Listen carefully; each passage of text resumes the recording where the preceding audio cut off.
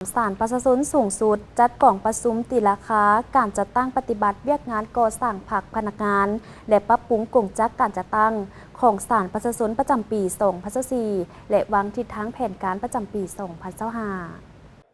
กล่องประชุมจัดขึ้นในวันที่10 มิถุนายน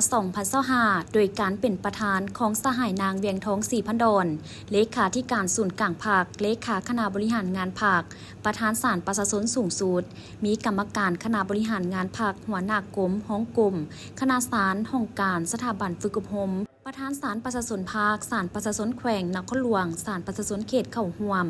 กล่องประชุมพันขยายเนื้อในสรุปตีราคาจัดตั้งปฏิบัติเวียกงานก่อสร้างภาคพนักงานและปรับปรุงกงจักการจัดตั้งประจำปี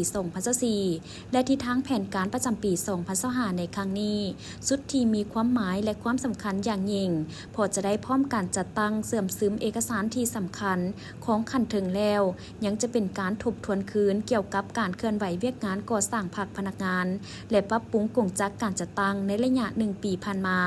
ซอกให้เห็นจุดดีด้านตั้งหน้าก็คือผลสำเร็จที่จะต้องได้รักษาและเสริมขยายให้ดีขึ้นเรื่อยๆและจุดอ่อนของโครงข้างก็คือปัญหาตั้งขึ้นที่จะต้องสุ่มใส่แก้ไขให้หมดไป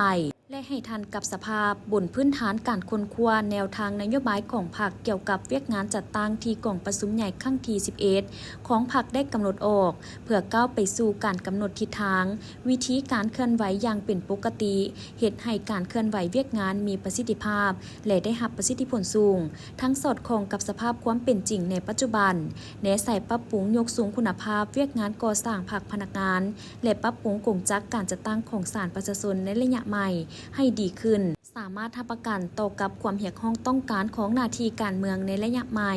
พร้อมนั้นก็เป็นพื้นฐานให้แก่การวางทิศทางจุดสูงของเวียกงานจัดตั้ง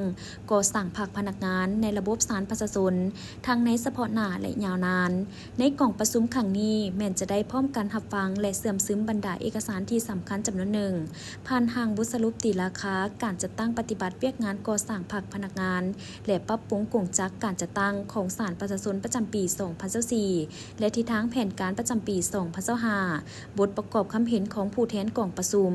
โอกาสเดียวกันศาสตราจารย์ปริญญาเอกนางเวียงทองศรีพันดรก็ได้แสดงความย่องยอสมเสยมายังบรรดาสหายคณะภาคคณะนำสมาชิกภาคพนักงานที่เหตุเวียกงานจัดตั้งทั่วระบบศาลประชาชนพร้อมทางเน้นให้สืบต่อขนคว้าให้ลึกซึ้งต่อทิศทางที่ได้วางออกให้หันเป็นมาตรการแผนการโครงการละเอียดเพื่อจะตั้งปฏิบัติให้มีผลสำเร็จเคียงคู่กันนั้นสืบต่อขนคว้าเสื่อมซึมให้หลายเพื่อสร้างความหับหู้เป็นเอกภาพอยู่ในระดับสูงสืบต่อเอาใจใส่เพิ่มทวีเวียกงานศึกษาอบรมการเมืองนำพาแนวคิดให้ทันแถวพนักงานสมาชิกพรรคกำแน่นและเสื่อมซึมแนวทางแผนนโยบายมติคำสั่งกฎระเบียบของพรรคอย่างลึกซึ้ง